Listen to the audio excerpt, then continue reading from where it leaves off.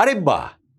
Lionel Messi, Kylian Mbappe এই বিশ্বকাপে যে গোলের লড়াইটা করছেন, সেটা তো সেই রিয়াল মাদ্রিদ, বার্সেলোনায় ক্রিস্টিয়ানো রোনালদো, লিওনেল মেসির ক্লাসিক দ্বৈরথের কথা মনে করিয়ে দিচ্ছে। এই বিশ্বকাপে ফ্রান্সের যে প্রথম ম্যাচটা হলো, সেইখানে কিলিয়ান এমবাপ্পে ২ গোল করলেন। বিশ্বকাপে তার আগেই ১২ গোল ছিল, সঙ্গে ২ গোল যোগ হয়ে ১৪ গোল হয়ে গেল। ১৬ গোল নিয়ে সিংহাসনে ছিলেন যে মিরোস্লাভ ক্লোজা, তার আরেকটু কাছাকাছি চলে আসলেন। কয়েক ঘন্টা পরে আর্জেন্টিনা যে নিজেদের ম্যাচ খেলতে নামলো, সেখানে লিওনেল মেসি হ্যাটট্রিক করে ফেললেন। ১৩ র সঙ্গে ৩ যোগ করে ১৬ গোল নিয়ে তিনি মিরোস্লাভ ক্লোজার পাশেই বসে গেলেন। আজকে দ্বিতীয় ম্যাচটাতে দেখেন আর্জেন্টিনা, লিওনেল মেসি ২ গোল করলেন, আবার ১৬ থেকে ১৮ তে গিয়ে সিংহাসনটা তারা এককভাবেই করে নিলেন। কয়েক ঘন্টা পর ফ্রান্স যে ম্যাচটা খেলতে নামলো ইরাকের বিপক্ষে, সেইখানটাতে কিলিয়ান এমবাপ্পে আবারও ২ গোল করলেন। নিজের গোল সংখ্যা ১৪ থেকে ১৬ তে নিয়ে গেলেন। অর্থাৎ মিরোস্লাভ ক্লোজার সঙ্গে এখন তিনি সর্বকালের সর্বোচ্চ গোলদাতায় যৌথভাবে ২য় স্থানে রয়েছেন। প্রথমেই থাকার কথা ছিল, মেসি তো ছাড়িয়ে এগিয়ে চলে গেছেন, সেই কারণে দ্বিতীয়তে আছেন। আমরা সেই ক্লাসিক বার্সেলোনা রিয়ালের সময়টাতে মেসি রোনালদো সেই দ্বৈরথটা দেখেছি না? সপ্তাহের পর সপ্তাহ, মাসের পর মাস, বছরের পর বছর ৯ টা সিজন আমরা ঐরকম দেখেছি যে মেসি ১ গোল করেছেন, রোনালদো ২ গোল করেছেন। রোনালদো ২ গোল করেছেন, মেসি হ্যাট্রিক করেছেন। এবং তাদের ওই লড়াইটাকে এইবারের ফুটবল বিশ্বকাপে যেন মেসি এমবাপ্পে নিয়ে এসেছেন। ক্রেডিট অবশ্যই মেসির দিতে হবে। কেননা এমবাপ্পের বয়স এখনো মাত্র ২৭ বছর। মাত্রই বলছি, ওয়ার্ল্ড কাপ লেজেন্ড এরই মধ্যে তিনি হয়ে গেছেন। লিওনেল মেসি সেইখানে ৩৯ বছর বয়সে কিরকমভাবেই না টক্কর দিচ্ছেন। গোল্ডেন বুটের লড়াইটাতে মেসি অবভিয়াসলি এগিয়ে রয়েছেন ৫ গোল করে। কিন্তু কিলিয়ান এমবাপ্পেও ৪ গোল করে বুঝিয়ে দিচ্ছেন যে গতবার যে এই গোল্ডেন বুটটা তিনি জিতেছেন, সেইটা তিনি ছেড়ে দেবার জন্য মোটেই প্রস্তুত নন।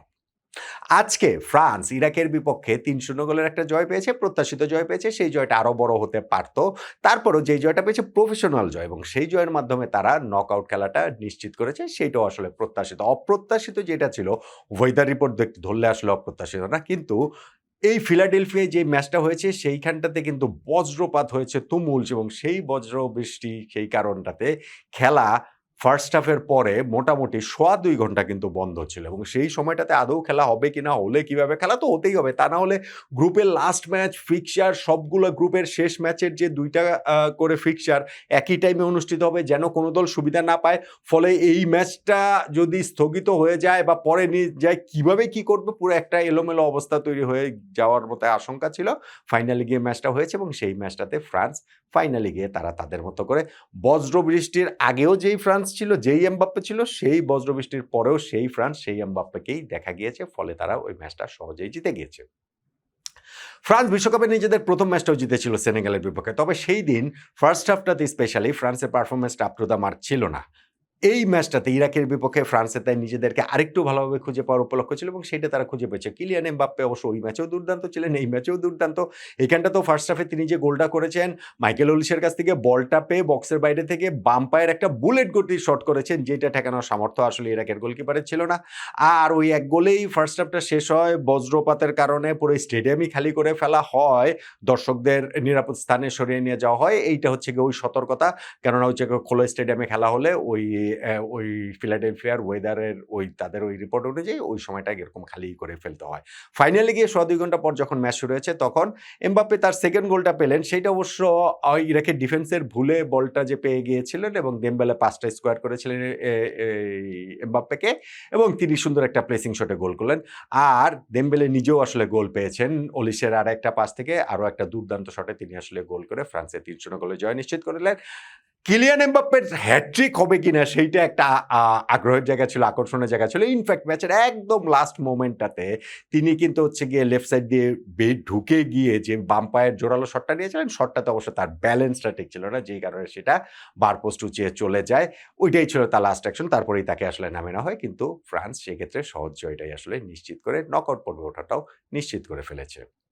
কিলিয়ান এমবাপ্পে এবং লিওনেল মেসির যে দ্বৈরথটা আমরা দেখতে পাচ্ছি, আমরা জানি না ওয়ার্ল্ড কাপে এই যে সর্বকালের সর্বোচ্চ গোলদাতায় ১৬ গোল করে যেটা মিরোস্লাভ ক্লোজা ছিলেন, সেই রেকর্ডটা যে এই ওয়ার্ল্ড কাপে ভেঙে যাবে, এটা আমরা সবাই ভেবেছিলাম।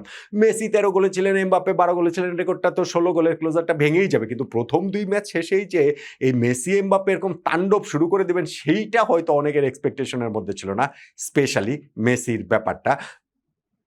ফাইনালি গিয়ে কোনো এক সময় হয়তো বা এই ওয়ার্ল্ড কাপে সর্বকালের সর্বোচ্চ গোলের রেকর্ডটা কিলিয়ান এমবাপ্পেরই হবে, কেননা তিনি 2018, 2022 এটা তার থার্ড ওয়ার্ল্ড কাপ, বয়স মাত্র 27 বছর, আরও অনেক ওয়ার্ল্ড কাপ খেলার সুযোগ তার সামনে রয়েছে। মেসির হয়তো এটাই লাস্ট চান্স, কিন্তু স্টিল সেইটা পরেরটা পরে এই ওয়ার্ল্ড কাপেই যে দৈরতটা কোথায় চলে যায়, কোন জায়গাটাতে নিয়ে রাখেন, সেই ক্লাসিক মেসি রোনালদো দৈরতটা যেহেতু মেসি এমবাপ্পে মনে করাচ্ছেন, গোল্ডেন বুটের এই লড়াইটাও কিন্তু শুরুতেই একেবারে জমজমাট হয়ে উঠছে। মেসি এমবাপ্পের মধ্যে গোল্ডেন বুট জিতবেন কে? আপনার বাজি কার পক্ষে?